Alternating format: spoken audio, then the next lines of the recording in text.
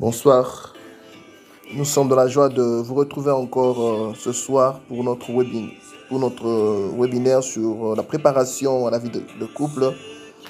Nous vous remercions, je sais que vous êtes nombreux à être intéressés par ce sujet et merci de l'intérêt que vous portez à ce sujet et surtout pour la confiance. Nous sommes infiniment reconnaissants. Alors nous avons commencé depuis le lundi, nous sommes à notre 4e séance. Depuis hier, nous avons commencé notre 3e sujet sur les 6 secrets d'un mariage réussi, 6 secrets d'une relation de couple réussie. Nous allons continuer avec ce point. Nous avons commencé avec l'engagement. Ensuite, nous avons parlé de la communication continuelle. Et en 3e point, comme 3e secret, nous avons parlé de garder à l'esprit que personne n'est parfait. Et à notre 4e secret, nous allons commencer avec notre 4e secret pour terminer avec ce sujet. Nous allons commencer avec le 4e secret qui est la gestion des différences entre l'homme et la femme. La gestion des différences entre l'homme et la femme. Une des choses qui nous aide à réussir dans le mariage, c'est de savoir gérer les différences entre l'homme et la femme. L'homme, certainement, comme vous le savez, est différent de la femme.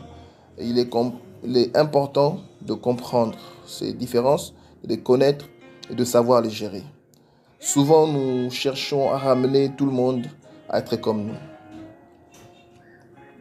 Il s'agit plus, surtout les hommes, ils ont toujours tendance à chercher à ce que leurs femmes deviennent eux, aient la même façon de voir les choses comme eux, se comportent comme eux, vivent les choses et appréhendent, comprennent les choses comme eux, supportent les choses comme eux, alors que c'est chose impossible parce que l'homme est et restera différent de sa femme. C'est très important de comprendre cela. Et le plus important pour avancer et réussir dans votre mariage, c'est de connaître ces différences, les respecter et savoir comment les gérer. Et à cause de cette recherche de se conformer ou de rester semblable ou de devenir l'un et l'autre pareil, beaucoup sombrent dans l'hypocrisie. Ils ne sont plus eux-mêmes ou ne sont plus elles-mêmes par souci de faire plaisir à leur partenaire. Alors qu'il est important de comprendre que la relation de couple est une relation de complémentarité, une relation où l'homme et la femme sont différents et mettent ensemble leurs différences, et ainsi ils se complètent. Et n'oublions pas, comme le disent tout le monde, nos différences nous rendent plus forts. Nos différences nous rendent plus forts. Quand vous savez identifier les différences entre l'homme et la femme et les mettez à l'œuvre ensemble, vous serez plus forts et vous réussirez dans votre mariage. Nous avons été créés différents, l'homme et la femme, et ces différences ne sont pas que physiques. Ces différences sont plus profondes que nous devons. Je pense que nous devons en parler, bien sûr, dans ce webinaire, sans prétendre tout savoir. Nous allons essayer de parler de quelques différences qui vont nous aider vraiment à savoir comment gérer les différences entre l'homme et la femme. Ces différences dont nous vous parlons se situent au niveau des valeurs, au niveau des besoins de l'homme ou de la femme, au niveau des émotions, au niveau de la gestion des problèmes, au niveau de la manière dont on voudrait qu'on soit apprécié, au niveau vraiment interne, pas seulement au niveau physique. Et j'aimerais insister pour dire que ces différences ont un impact important, un impact sérieux sur la qualité de la relation entre l'homme et la femme. Comme ces différences ont un impact sur la qualité des relations entre l'homme et la femme, c'est pour ça qu'il est important que nous les connaissions. Évidemment, j'aimerais bien insister que je vais parler vraiment en général sans aller dans les particularités. Il est important de connaître ces différences afin de mieux gérer les problèmes, les sentiments, les émotions, la manière de montrer notre amour, la manière dont nous voulons recevoir cet amour. Il est important de connaître ces différences entre l'homme et la femme. Donc nous allons expliquer par quelques exemples qui peuvent vous aider un peu à comprendre pourquoi c'est important de connaître ces différences, de connaître quels sont les traits de caractère de la femme ou de votre femme ou de la femme en général, pour pouvoir savoir comment gérer votre relation et faire avancer, faire réussir votre couple ou votre mariage.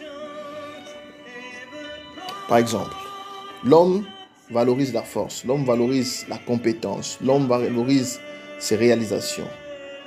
La valeur personnelle chez l'homme est définie par sa capacité à atteindre les objectifs. La valeur personnelle chez l'homme est définie par sa capacité à accomplir les choses, à atteindre les résultats, à atteindre les objectifs qui s'est fixés. L'homme ressent de la satisfaction à travers le succès. L'homme ressent la joie de vivre, le bien-être au travers de l'accomplissement. Atteindre ses objectifs, c'est très important pour l'homme et c'est un moyen de montrer qu'il est habile, un moyen de montrer sa compétence. Un autre trait de caractère chez l'homme, c'est que l'homme aime autonome.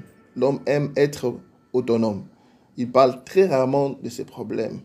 Il peut avoir un problème et il les gère lui-même. Il cherche des solutions lui-même et quand il se met à parler de ses problèmes, c'est pour demander de l'aide afin de trouver une solution. C'est pour demander de l'aide à une autre personne qui peut l'aider à trouver la solution. Donc, généralement, l'homme gère ses problèmes seul, de manière autonome, sans trop vouloir en parler, sans trop vouloir le partager. Contrairement à l'homme, la femme, elle valorise l'amour, elle valorise la communication, elle valorise les relations. La valeur personnelle de la femme est définie par la qualité de ses émotions, la qualité de ses sentiments et la qualité de ses relations. Elle ressent de la satisfaction quand elle a des bonnes émotions et des bonnes relations. Quand elle partage ses émotions et quand elle a de bons rapports avec les autres. Exprimer ses émotions, ses sentiments est fondamental chez la femme. Je répète encore, exprimer ses émotions et ses sentiments est fondamental chez la femme. Et chez la femme, la communication a une place centrale, a une place importante. Donc l'homme doit comprendre que la femme, pour elle, la communication a une place centrale. Vous verrez bien que la femme tout le temps dit, on doit parler, on doit parler, on doit parler. Donc la femme, pour elle, communiquer, partager les émotions, c'est fondamental. Partager ses émotions, c'est capital. Voilà en gros un peu la différence entre l'homme et la femme. L'homme est cartésien, l'homme est logique, rationnel, tandis que la femme, elle est émotionnelle. Nous le savons tous. Donc, premièrement, ces différences font naître entre l'homme et la femme certains problèmes, certains conflits. Donc, il est important que l'homme connaisse bien la femme et la femme connaisse bien l'homme afin d'éviter certains problèmes entre eux. Je vais donner un exemple. Devant une situation difficile, l'homme se concentre sur la résolution du problème. L'homme cherche des solutions.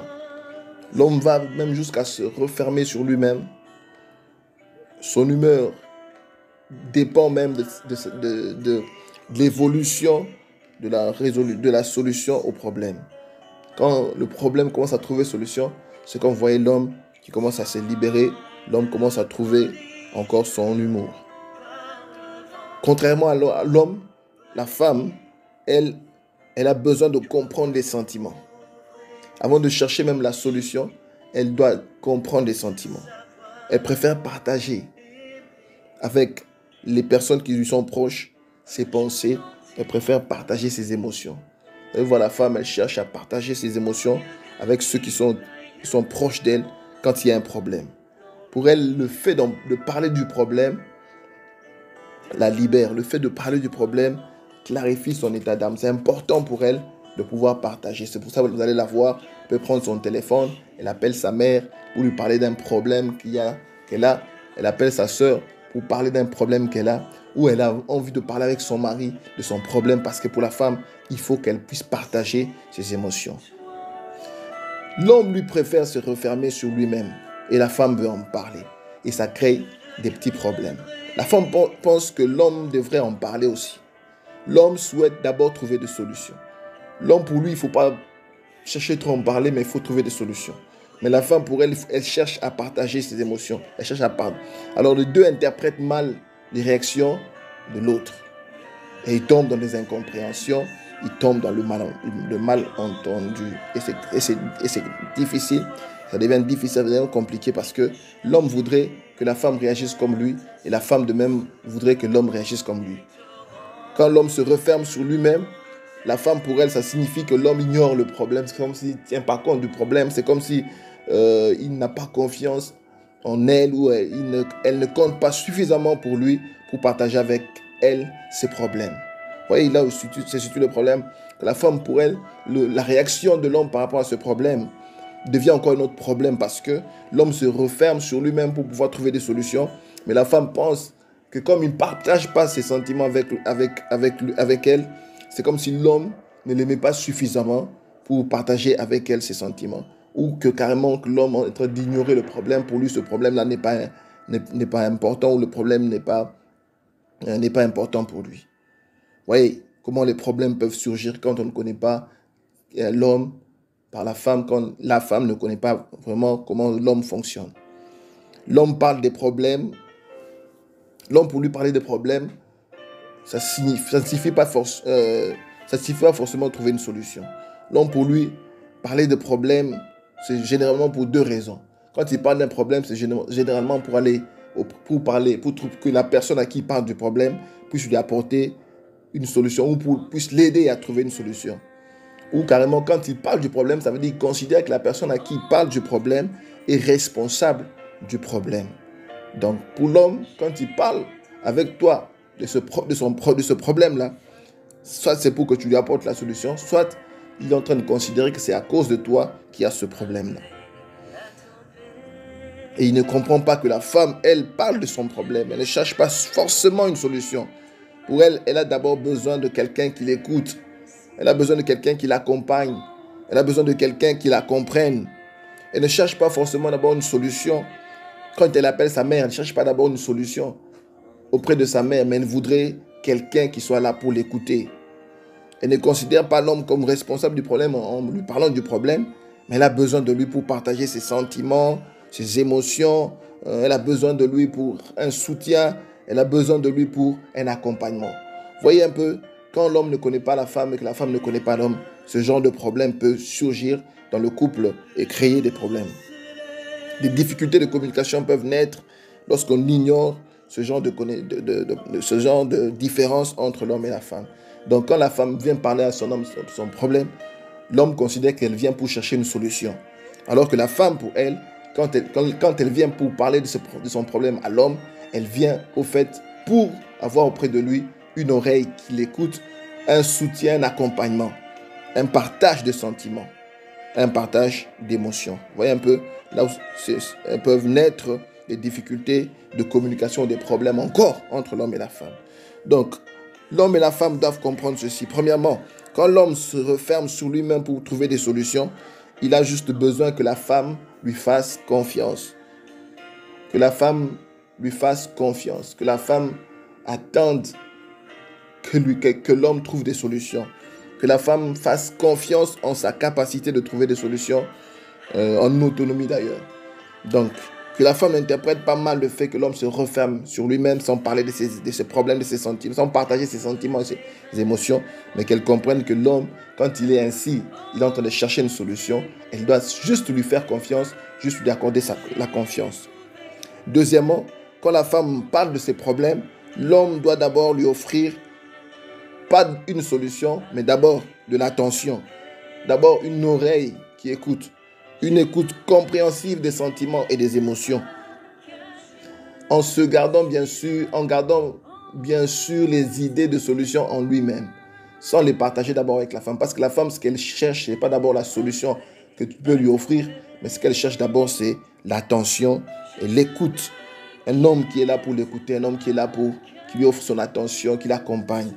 Et même avec des gestes physiques, parce qu'elle est triste, si elle est triste, tu l'accompagnes, tu la tiens par la main, tu la tiens par l'épaule, tu lui offres des câlins. C'est ce que la femme attend d'abord de l'homme avant que l'homme ne puisse lui offrir des solutions. Et quand la femme ne sent pas que l'homme l'accompagne, que l'homme est avec elle, la femme se sent seule et ça crée encore des problèmes en elle. Donc l'homme doit comprendre que la femme, elle a besoin de partager ses sentiments et ses émotions. Quand il y a un problème, elle doit lui offrir son oreille pour l'écouter. Voilà un peu pourquoi c'est important de connaître les différences entre l'homme et la femme. Il y a un autre problème qui exige de connaître encore les différences entre l'homme et la femme. C'est que l'homme se sent aimé quand il ressent la confiance, quand il ressent l'appréciation.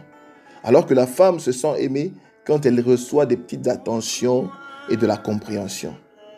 L'homme pense aimer la femme comme il veut que la femme l'aime. L'homme pense aimer la femme comme il veut qu'on l'aime. Donc il veut que la femme lui offre la confiance et la compréhension et l'appréciation.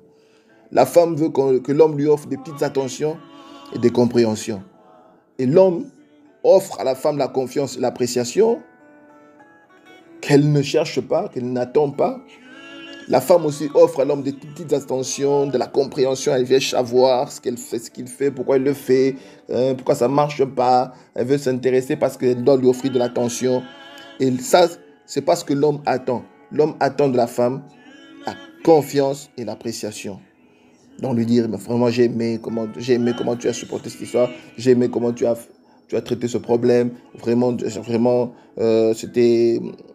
aimé la manière dont tu as fait cela. J'ai aimé que tu aies pensé à nous. J'ai aimé que tu aies donné ce qu'il fallait pour résoudre le problème du deuil. Oui, des choses comme ça, des appréciations comme ça, c'est ce que l'homme attend. Parce que pour l'homme, c'est ça qui prouve, c'est ça qui sent que la femme l'aime. Quand la femme lui offre la confiance, quand la femme lui offre l'appréciation. Et la femme, pour qu'elle sente qu'elle est aimée, elle a besoin de petites attentions, elle a besoin de la compréhension. Que l'homme soit là autour d'elle pour s'intéresser à ses propres, à ce qu'elle fait, s'intéresser à elle, lui offrir des câlins, lui offrir des petites attentions, pas seulement des grandes réalisations, parce que l'homme pense que comme je veux lui montrer que je l'aime beaucoup, il faut que je lui offre des grandes choses, des choses qui sont chères, même des petites choses. Tous les jours, la femme a besoin de petites attentions. Donc l'homme doit comprendre que pour aimer sa femme, il doit lui offrir non la confiance et l'appréciation, mais il doit d'abord lui offrir des petites attentions et de la compréhension. Et la femme doit comprendre que l'homme, pour lui montrer son amour, elle doit lui offrir la confiance et l'appréciation. Donc, voyez un peu comment c'est important de connaître les différences entre l'homme et la femme. La femme est un jardin. Elle a besoin de beaucoup d'attention tous les jours. Et l'homme a besoin qu'on l'apprécie. Il n'a pas besoin de petites remarques. Chaque jour, des petites remarques. Il fait, tous les jours, c'est non, je voudrais, pourquoi tu n'as pas fait ça, pourquoi tu as des petites remarques. Lui, il voudrait plutôt qu'on l'apprécie, qu'on reconnaisse ses capacités, qu'on reconnaisse combien ce qu'il fait est bien. Donc, je prends un exemple. Quand l'homme se décide un bon matin de balayer la maison, ce que la femme devrait faire, il le fait pour montrer à la femme qu'elle s'intéresse à elle, tout ça. Ce que la femme devrait faire, c'est pas de revoir ce qu'il n'a pas bien fait. Tu n'as pas bien poussé la chaise, tu n'as pas bien balayé dans le coin. Des petites remarques comme ça feront que l'homme puisse arrêter avec les petites attentions. Donc la femme, ce qu'elle ferait, c'est le remercier et apprécier le geste qu'il a posé pour pouvoir l'aider. Voilà un peu pourquoi il est important que l'homme connaisse les différences qu'il y a entre lui et la femme de même. Et un manque de connaissance dans ces différences crée des problèmes. Et l'on ne fait pas attention. Et si l'on ne fait pas attention, la relation peut être affectée. L'homme va se retrouver dans son coin, la femme dans son coin. Et comme ils ne se comprennent pas, comme ils ne se font plus plaisir, qu'est-ce qui se passe? Ils vont soit rester chacun dans son coin, soit carrément décider de se séparer. Donc pour un mariage qui dure, l'homme doit faire un effort pour connaître la femme et la femme doit faire un effort pour connaître l'homme. Donc je disais, un peu pour revenir en arrière, la femme doit comprendre que sa manière, l'homme pour qu'il comprenne qu'on l'aime, il a besoin de la confiance, il a besoin de l'appréciation. Et la femme, pour qu'elle comprenne qu'on l'aime, elle a besoin de petites attentions, Quand l'homme revient du travail, va lui faire une bise, va l'embrasser, il s'intéresse à elle, qu'est-ce qu'on a été ta journée, qu'est-ce que tu as fait de la journée, au lieu d'aller carrément s'asseoir dans le fauteuil et regarder la télé. Il doit s'intéresser à elle, aller vers elle et lui poser des petites questions. Si elle a un problème, prendre le temps de l'écouter. Et ça, la femme, elle aimerait ça. Et l'homme, lui, il voudrait que quand il rentre, la femme lui dise vraiment, j'ai apprécié ce que tu m'as ramené, s'il a ramené une glace. Ah, merci beaucoup pour la glace, hein, ça m'a fait plaisir, tout ça. Quand l'homme entend des choses comme ça, il sent vraiment que la femme l'aime. Donc, des petites différences comme ça font que quand on les connaît, quand on les maîtrise, ça fait que l'homme et la femme peuvent vivre une bonne relation de couple. Donc, pour réussir votre relation, il vous faut donc connaître les différences et offrir à votre partenaire ce qu'il lui faut. Et ainsi, vous vivrez heureux et votre relation durera. Donc, voilà un peu ce que nous avons prévu de dire pour le quatrième secret qui est la gestion des différences entre l'homme et la femme. Il y a beaucoup de choses à dire, mais là, on a juste survolé et donné quelques petits exemples pour nous montrer combien il était important que l'homme sache qu'il est différent de la femme, que la femme sache aussi qu'elle est différente de l'homme. Ils ne peuvent pas réagir de la même manière, ils ne peuvent pas voir les choses de la même manière, et c'est très important. Qu'ils ne cherchent pas à être pareil, à réagir de la même manière, mais qu'ils comprennent la réaction de l'autre. L'un comprenne la réaction de l'autre, l'un comprenne le comportement de l'autre, l'un sache ce qu'il faut pour que l'autre se sente aimé, l'autre sache comment l'un gère les problèmes, et ainsi ils pourront rester ensemble longtemps. Voilà un peu ce que nous avions prévu pour vous dire pour ce qui est de la gestion des différences entre l'homme et la femme. Cinquième secret pour un mariage réussi. Là, nous allons parler de résoudre les conflits sans se disputer. Résoudre les conflits sans se disputer. C'est très important. C'est un point aussi très important. C'est un secret pour réussir le mariage. C'est que vous devez chercher à résoudre les problèmes, les conflits, et non vous disputer, et le faire sans se disputer. Je voudrais commencer par dire que dans les relations, les conflits sont inévitables. Dans les relations, les conflits sont inévitables. Mais se disputer, c'est un choix. Je répète, les conflits sont inévitables, mais se disputer, c'est un choix. Tous les couples connaissent des différends. Malheureusement, lors d'une dispute, la plupart des conjoints cherchent à sortir gagnant. Parce que qu'est-ce qui se passe avec les disputes? Dans les disputes, il y a toujours un des deux qui cherche à être gagnant. Et quand l'un gagne, ça veut dire que l'autre a perdu.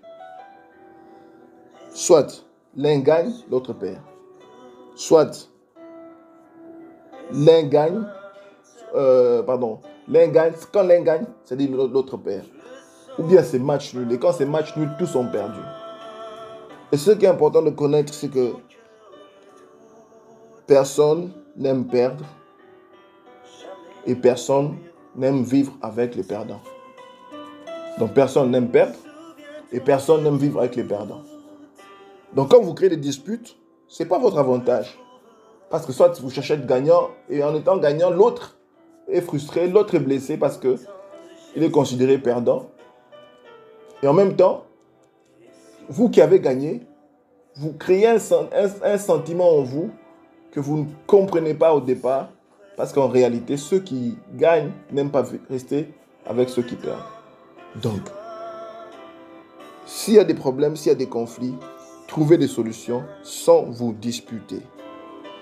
Lorsque vous choisissez les disputes avec votre partenaire, vous choisissez en fait un système judiciaire.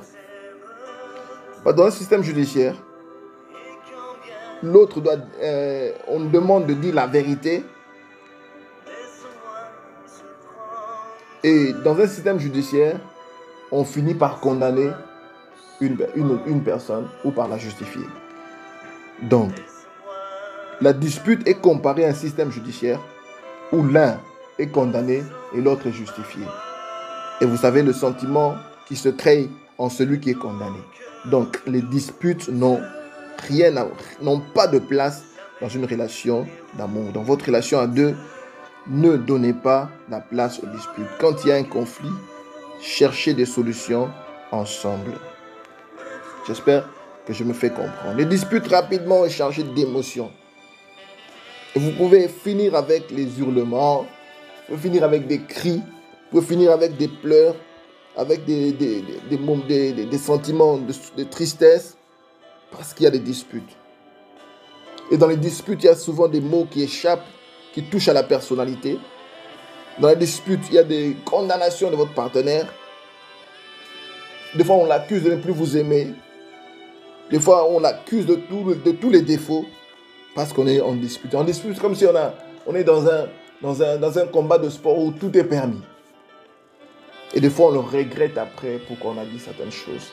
C'est pour ça que ne donnez pas place à la dispute lorsqu'il y a des conflits. Lorsque vous vous disputez encore, l'objectif est le même comme dans un tribunal parce que dans une affaire, il y a un condamné et un justifié. Donc, évitez les disputes. Parce que les disputes amènent des accusations. Dans les disputes, on relève les choses passées comme preuve parce qu'on cherche à avoir raison. Donc, évitez dans tous les cas les disputes. Quand vous vous disputez, vous gagnez et votre partenaire perd. Vous perdez, votre partenaire gagne. Soit vous finissez match nul. Évitez cela. Vous sortirez de là soit frustré, soit en colère, soit blessé. Vous risquez même de perdre le goût de votre mariage.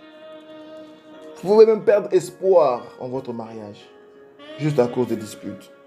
Donc, s'il y a moyen d'éviter les disputes, évitez-les. Les conflits sont inévitables, mais la dispute, c'est un choix. Choisissez de résoudre vos problèmes ou vos conflits ensemble sans vous disputer. Les conflits proviennent de nos différences. Nous avons parlé des différences dans le point qui a précédé. L'homme et la femme ne sont pas seulement différents, comme nous venons de le dire, différences entre l'homme et la femme, mais chaque individu est déjà unique par lui-même. Déjà, même un homme est différent de tous les autres hommes. Une femme est différente de toutes les autres femmes parce que Dieu nous a créés uniques. Nous ne sommes pas différents seulement génétiquement, mais nous sommes différents dans notre façon de faire, différents dans notre personnalité, différents dans notre façon de gérer les problèmes, différents dans notre façon de réagir, différents dans nos activités quotidiennes, différents dans notre manière d'utiliser même les petites choses. Pour un exemple banal, nous sommes différents même dans la manière de gérer la pâte dentifrice, différents même dans notre façon de voir comment on doit décorer la maison. Donc, on n'est pas les mêmes, nous sommes chacun unique, nous sommes différents. Nous sommes différents dans beaucoup de choses, dans le domaine de l'éducation des enfants, dans la façon de conduire la voiture, par exemple, dans la façon de passer son temps, dans plusieurs domaines de la vie, nous sommes différents. Et à cause de ces différences, les conflits doivent naître entre l'homme et la femme. C'est normal qu'il y ait des conflits, ils sont inévitables. Mais le problème, c'est de savoir comment résoudre ces conflits. Résoudre les conflits, ce n'est pas en cherchant à nous transformer ou en cherchant à mettre de côté nos différences, mais c'est plutôt en apprenant à faire de nos différences un avantage plutôt qu'un désavantage. Donc nous sommes différents. Quand les conflits viennent, ils révèlent nos différences. C'est à ce moment-là que nous devons plutôt chercher à apprendre comment faire pour profiter de nos différences et non souffrir de nos différences. C'est à ce moment que nous devons apprendre non seulement, pas à chercher à ce que l'autre commence à faire les choses comme vous, mais comment gérer ces différences et qu'elles nous fassent progresser. Le but d'une bonne relation est d'apprendre à travailler ensemble comme une équipe. Je répète, le but d'une bonne relation, d'un bon mariage, c'est d'apprendre à faire les choses ensemble, dans l'unité, comme une bonne équipe. Utilisez les différences pour rendre la vie meilleure pour les deux partenaires. Vous devez chercher à être comme une équipe. Dans une équipe, une équipe de football par exemple, chacun a un poste où il doit jouer. Et ils ne peuvent pas jouer de la même manière. Chacun a son rôle, chacun a ses qualités, chacun a ses défauts, chacun a ses moyens d'offrir, ses moyens qu'il peut offrir à l'équipe pour que l'équipe aille mieux. Donc résoudre les problèmes est l'une des méthodes par lesquelles on développe l'esprit d'équipe. Donc quand les problèmes surgissent, non seulement qu'ils montrent nos différences, mais c'est un moyen ou une méthode que nous devons développer pour pouvoir créer entre vous deux un esprit d'équipe. Quand un problème surgit, faites de ce problème-là un moyen de vous unir encore plus pour pouvoir avancer ensemble. C'est très important de comprendre cela. Des fois, nous ne nous rendons pas compte de nos différences, mais il faut que le conflit vienne pour montrer nos différences. Et c'est à ce moment-là qu'il est important de profiter de nos différences et non de faire des blocages pour nous empêcher d'avancer. Les partenaires doivent apprendre que pour résoudre un problème ou un conflit, ils doivent travailler ensemble pour comprendre, encourager, se supporter l'un l'autre. La relation devient plus belle. Donc quand il y a un problème, vous devez comprendre que c'est en ce moment-là que nous devons nous comprendre mieux, nous devons nous encourager, nous devons nous supporter l'un l'autre. Et en apprenant ces choses, elles deviennent des atouts pour votre relation. La Bible dit « deux valent mieux qu'un ». C'est très important. Le profond besoin de compagnie est satisfait quand on travaille ensemble. Vous êtes connectés l'un à l'autre émotionnellement et c'est ça qui crée l'harmonie dans la relation. Donc, pour résumer tout ce que je viens de dire maintenant, c'est que la résolution de problèmes vous pousse à vous unir encore davantage, à former une équipe, à travailler en équipe pour pouvoir vous aider à avancer dans votre relation. Que les problèmes vous aident à développer entre vous la compréhension, l'encouragement et savoir se supporter l'un l'autre. Donc, pendant que vous traversez des moments difficiles ou des conflits, faites un effort pour vous comprendre l'un l'autre, pour vous encourager l'un l'autre et vous supporter l'un l'autre. C'est très important de comprendre cela. Les partenaires, vous devez apprendre à résoudre le problème ensemble, comme une équipe. Vous ne pouvez pas les résoudre tout seul.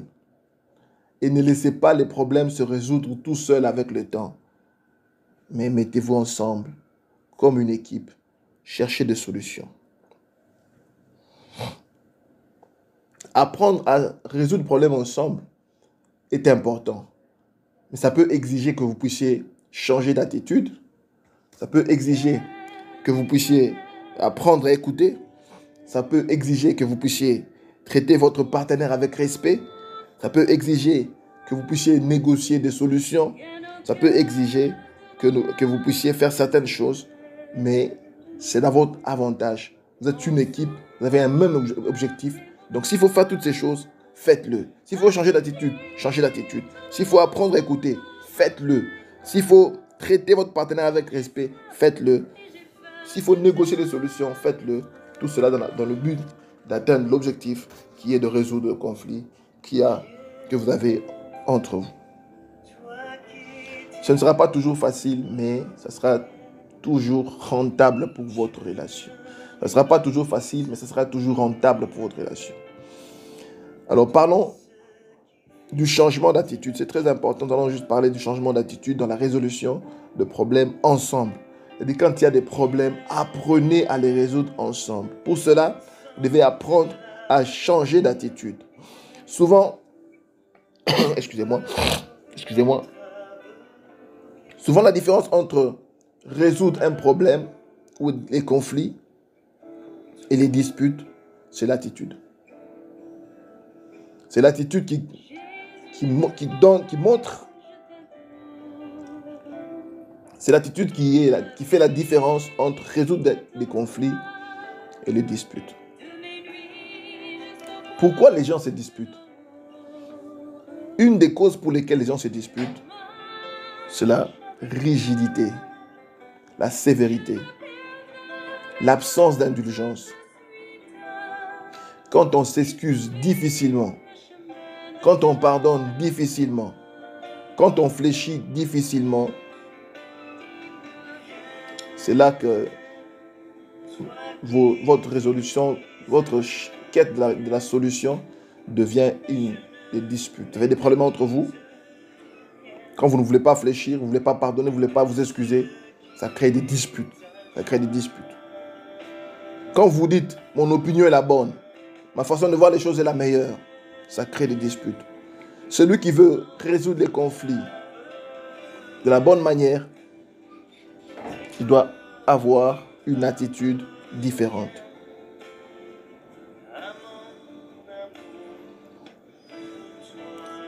Celui qui veut résoudre le problème avec son partenaire ensemble, il se dit, nous allons faire de manière que ce soit positif ce problème pour nous deux. Pensons-y à deux. Trouvons des solutions à deux. C'est important. Les partenaires qui adoptent cette attitude cherchent à ce que tout le monde gagne. Pas qu'il y ait un gagnant et un perdant, mais que tout le monde gagne. C'est très important. La première attitude à adopter dans la quête de la solution au conflit, c'est une attitude de respect. Trouver une façon de résoudre gagnant-gagnant commence par croire qu'une solution est possible et que vous et votre partenaire êtes assez intelligents pour la trouver, pour la découvrir. Et quand vous voulez résoudre un problème, dites-vous que moi et mon partenaire, nous sommes assez intelligents pour pouvoir trouver la solution à ce problème. Pas que je suis seul assez intelligent. Non, vous êtes tous les deux assez intelligents ensemble pour pouvoir trouver la solution. Cela doit commencer par reconnaître que vous êtes en relation avec un être humain qui est créé, qui a une intelligence, qui a des capacités dont vous avez besoin pour pouvoir trouver la solution à votre conflit. Avec cette personne, on peut s'asseoir, réfléchir, parler. Elle aussi peut émettre des opinions. Elle aussi elle peut me dire des choses que je dois écouter, qui peuvent m'aider. Donc, quand vous vous dites qu'elle aussi elle est intelligente, que la personne avec qui vous êtes en train de parler est aussi intelligente, que la personne avec qui vous êtes en train de parler pour résoudre ce conflit a la capacité de comprendre, a la capacité de réfléchir, vous la respectez de cette manière-là, comme un être humain qui a été créé à l'image de Dieu et qui est extrêmement précieux aux yeux de Dieu, c'est déjà un début pour résoudre les conflits sans dispute. Lorsque vous choisissez de traiter votre partenaire comme une personne de valeur, vous la respectez, vous la considérez comme une personne de valeur, elle mérite que je l'écoute. Elle mérite que j'entende ce qu'elle a à dire. Quand elle parle, elle mérite que je comprenne ce qu'elle dit. Commencer avec une attitude de respect prédispose le couple à trouver une résolution à leur conflit au lieu de mettre l'autre à terre, au lieu de décider que l'autre n'est pas capable. Et c'est elle qui doit m'écouter. C'est l'autre qui doit d'abord écouter ce que moi je dis. C'est moi qui suis capable de mieux réfléchir. Quand vous êtes dans cette prédisposition-là à ne pas écouter, c'est un problème. Mais quand vous voulez vous respecter l'autre, cela vous prédispose à vous dire que je dois l'écouter aussi. Reconnaissez que vous êtes unique, mais reconnaissez aussi que l'autre est unique. Reconnaissez que tout comme vous reconnaissez que vous avez des capacités pour résoudre le conflit entre vous, reconnaissez aussi que l'autre a des capacités pour pouvoir apporter quelque chose. Et respecter cela, c'est très important. Vous devez traiter votre partenaire avec dignité, avec respect. Cela veut dire que vous n'allez pas chercher à la convaincre. Vous n'allez pas d'abord chercher à la convaincre, Mais vous allez chercher d'abord à l'écouter aussi. Quel est son point de vue, quelle est son opinion? Tu l'écoutes. Peut-être que ça va ajouter à ce que tu penses. Des fois, vous disputez alors que vous dites la même chose. Des fois, vous vous disputez alors que vous vous complétez. Tout cela parce que vous ne prenez pas le temps, parce que vous ne dites pas que l'autre peut me dire quelque chose qui puisse me faire avancer. Donc, c'est très important de commencer par d'abord à changer, adopter une attitude de respect pour vous dire que l'autre aussi est capable de m'apporter quelque chose, de me dire quelque chose quelque chose d'important. L'autre aussi est assez intelligent pour faire avancer notre situation. Lorsque vous montrez cette attitude de respect, vous donnez à votre partenaire la liberté de penser différemment. Et c'est très important. Lorsque le partenaire ne se sent pas libre de penser différemment, elle est là tout le temps en train de dire oui, non, oui, oui à tout ce que vous dites, oui à tout ce que vous dites.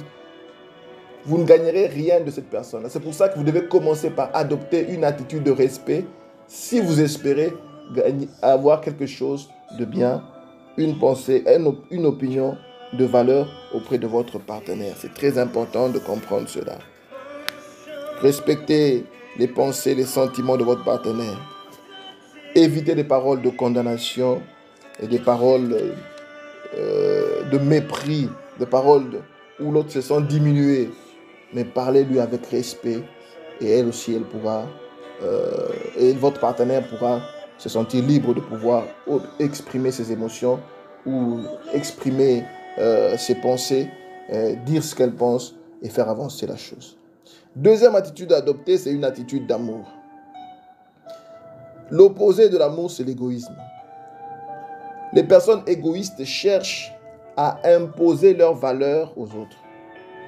Quand dans une relation, vous voulez toujours imposer ce que vous pensez, imposer votre volonté, imposer votre opinion, vous êtes égoïste. Et cela est contraire à l'amour. Ceux qui aiment, ils cherchent à faire plus les choses qui sont dans le sens d'aider leur partenaire. Donc, si vous voulez que votre partenaire soit épanoui, votre partenaire soit ouvert, ayez cette attitude d'amour. L'amour cherche le bien-être de son partenaire. C'est cette attitude d'ailleurs qui va vous pousser à résoudre les conflits entre vous, résoudre les problèmes qui vous divisent, résoudre les problèmes qui vous empêchent de vivre ensemble. Troisième attitude, c'est la dernière que vous devez adopter, c'est une attitude d'unité. Dans le sport, la victoire dépend de l'esprit d'équipe. Lorsque les membres de l'équipe coordonnent leurs efforts, ils sont plus efficaces pour atteindre leur but. Dans une équipe, il faut que chaque membre de l'équipe mette à la disposition de l'équipe son savoir-faire, ses capacités, et l'équipe sera plus efficace pour atteindre ses objectifs. Et votre objectif, c'est de trouver la solution à votre conflit. Et le mariage est une équipe de 2 personnes. Un homme et une femme. Vous et votre partenaire. Le mariage, ce n'est pas d'abord moi et mon bonheur. Le mariage, c'est plutôt moi et mon partenaire découvrant et accomplissant notre bonheur. Moi et mon partenaire et moi découvrant et accomplissant notre bonheur. C'est très important de comprendre cela. Quand vous êtes là dans le mariage, vous ne vous regardez qu'à vous-même. Vous ne pensez qu'à vous-même. Vous ne cherchez que votre propre bonheur. Il n'y a pas cette attitude d'unité. L'homme et la femme donnent leur package de capacités à leur mariage. Ils mettent leurs capacités ensemble. Ils coordonnent leurs efforts. Ils coordonnent leurs capacités. Ils coordonnent leurs efforts. Ils coordonnent leurs activités pour les faire avancer dans la réussite de leur mariage.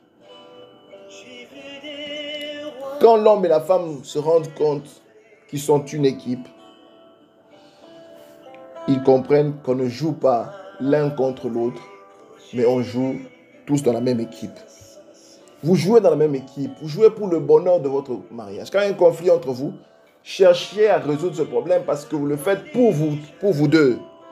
Alors ne cherchez pas des disputes entre vous, à jouer l'un contre l'autre, à chercher à gagner et que l'autre perde, Vous ne donnez pas, vous ne cherchez pas ainsi la solution à votre problème, mais comportez-vous comme une équipe qui cherche à atteindre un objectif qui est celui de résoudre les conflits entre vous.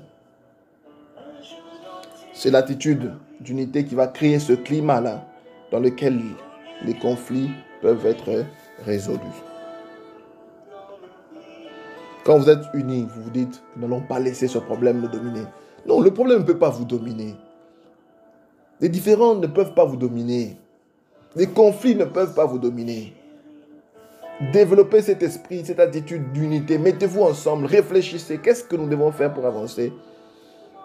Même si ça demande que vous vous humiliez, que ça demande que vous demandiez pardon, que ça demande que vous vous excusiez. Faites-le parce que vous êtes en train de chercher votre bonheur. Comment vivre des années, pendant plusieurs années, sans vous parler, sans être sincère, faire semblant devant les gens comme si vous êtes un couple uni, un couple qui vit le bonheur. Vous faites semblant quand les gens sont là.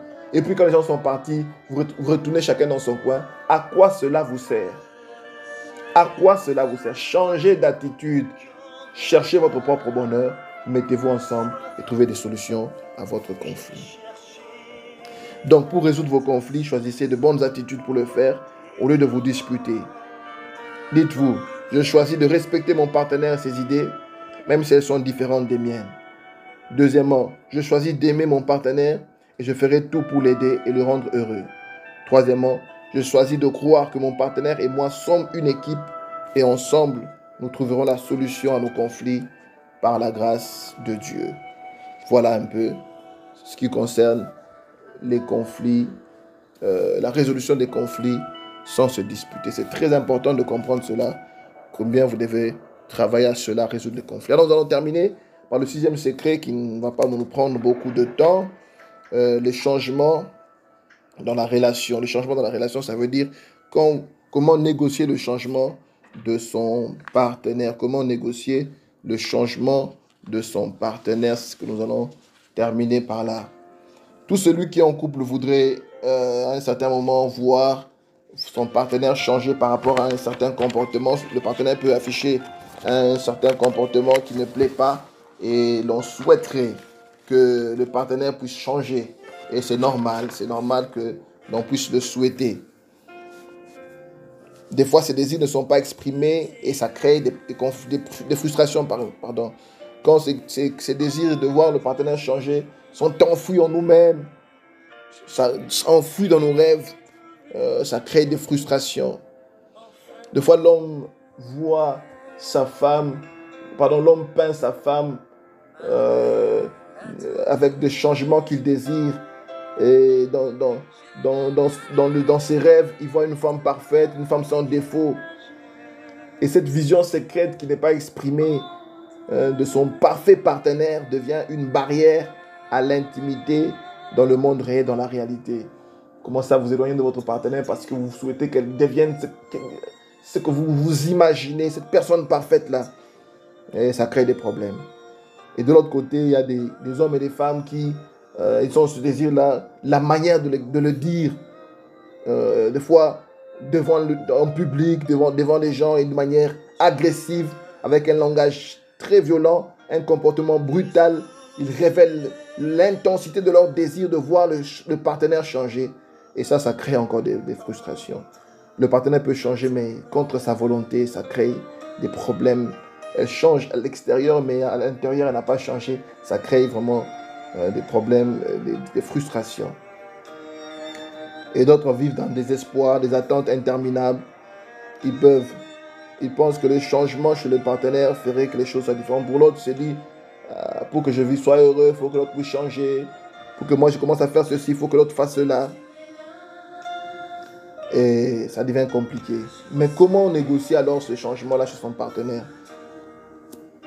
Alors nous allons voir 3 petites choses pour terminer. Nous commençons. La première chose que nous cherchons à voir le changement chez l'autre au mauvais endroit. Deuxièmement, nous ne comprenons pas le pouvoir de l'amour. Et troisièmement, nous manquons des outils pour communiquer efficacement pour que le partenaire puisse changer. Premièrement, nous disons d'abord que chercher à ce que le partenaire puisse changer, c'est commencer au mauvais endroit. Chercher à ce que le partenaire puisse changer. Aller voir le partenaire pour dire il faut que tu changes. C'est commencer au mauvais endroit. Jésus lui-même avait dit, avant d'enlever la paille dans l'œil de ton partenaire, enlève d'abord la poutre qui est dans ton œil. Enlève d'abord ce qui est dans ton œil. Jésus dit bien, avant d'enlever ce qu'il y a dans l'œil de ton partenaire, enlève d'abord. Pas croise dans les bras. Quand tu vois la paille dans l'œil de ton partenaire, croise les bras et ne fais rien. Non, tu vas enlever. Mais avant d'enlever, commence d'abord à enlever ce qui est dans ton œil à toi. Il faut donc commencer par regarder ce qu'il y a dans son œil, l'enlever pour pouvoir mieux aider son partenaire. Tout le monde a besoin de changer. Il n'y a pas de partenaire parfait. On a dit comme troisième secret, tenez compte du fait que personne n'est parfait. Commencer à un mauvais endroit, c'est se focaliser sur les défauts de son partenaire au lieu de se focaliser sur nos propres défauts d'abord. Pourtant, nous avons tendance à conditionner notre changement au changement de notre partenaire. Mais pour Jésus, le changement de notre partenaire est conditionné par notre propre changement d'abord. Donc, ce qui est important à comprendre ici, c'est qu'avant de chercher à ce que le partenaire puisse changer, commencez d'abord vous-même par changer. Ensuite, votre partenaire pourra accepter facilement le changement que vous souhaitez en lui. Et comment demander ce changement à votre partenaire sans le manipuler? Le manipuler, c'est quand on dit, par exemple, si tu fais ceci, je ferai cela. Si tu changes ce comportement-là, moi aussi je changerai. C'est à ce moment-là que je commencerai à rentrer tôt. Si tu fais ceci, c'est à ce moment-là que je ferai ça. C'est une manipulation qui fait que le partenaire va changer, mais avec des ressentiments. Le partenaire va changer, mais dans son cœur, elle ne va pas changer. Le partenaire vit, en ce moment-là, le partenaire vit dans la crainte. Si je ne change pas, si je ne fais pas ce qu'il demande, c'est que lui aussi ne fera pas ce que j'attends de lui. Et le partenaire vit dans la crainte, dans des obligations. Son bien-être est conditionné. Et dans ce cas-là, le changement est extérieur, externe, il n'est pas interne. Et un changement comme ça, il est juste temporaire. Il n'est pas un changement qui dure. Mais lorsque vous commencez par vous changer vous-même, vous serez prêt à pouvoir solliciter un changement quelconque chez votre partenaire. Faites le premier pas. Je termine par dire cela. Si vous pouvez bien m'écouter avant que je ne finisse. Faites le premier pas. Entreprenez un changement chez vous-même d'abord. Remplissez le réservoir d'amour de votre partenaire avec le langage d'amour qu'il faut. C'est alors que vous pouvez attendre un quelconque changement chez votre partenaire. C'est alors que vous pouvez souhaiter ou solliciter un quelconque changement chez votre partenaire. Lorsque vous pensez que vous pouvez faire une requête pour un changement chez votre partenaire, c'est extrêmement important de tenir compte du lieu où vous lui demandez de changer. Ce n'est pas devant tout le monde, vous faites une blague et puis vous lui lancez une phrase comme ça, tout a changé. Hein? Non.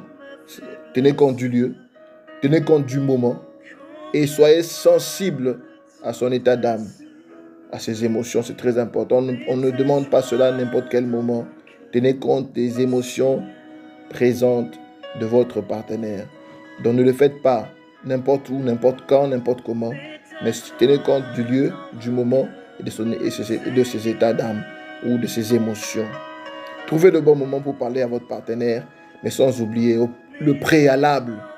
Un changement personnel, d'abord vous-même, et puis remplissez le réservoir d'amour de votre partenaire. Que votre partenaire sente que vous l'aimez.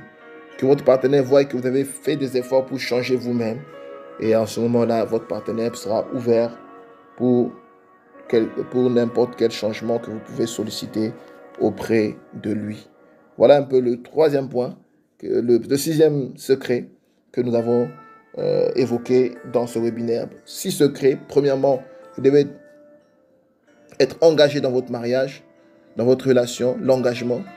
Deuxièmement, vous devez travailler pour qu'il y ait une communication continuelle dans votre mariage. Troisièmement, tenez compte du fait que personne n'est parfait. Quatrièmement, vous devez savoir gérer les différences entre l'homme et la femme, les différences entre vous et votre femme. Cinquièmement, vous devez résoudre les problèmes sans vous disputer. Et puis cinquièmement, vous devez tenir compte de comment vous devez solliciter le changement, comment négocier le changement de votre partenaire en tenant compte d'abord du lieu, du moment, de ses sentiments. Mais n'oubliez pas qu'au préalable, vous devez d'abord commencer par vous changer vous-même, commencer par remplir son réservoir d'amour. Et en ce moment-là, vous pourrez attendre un quelconque changement auprès de lui. Voilà un peu les 6 secrets. Il y en a plein, les 6 secrets que nous avions sélectionnés pour vous parler dans ce webinaire qui aide un mariage à pouvoir réussir. Je vous dis au revoir. Nous nous retrouvons donc demain pour la suite de ce webinaire. Ciao. Dieu vous bénisse.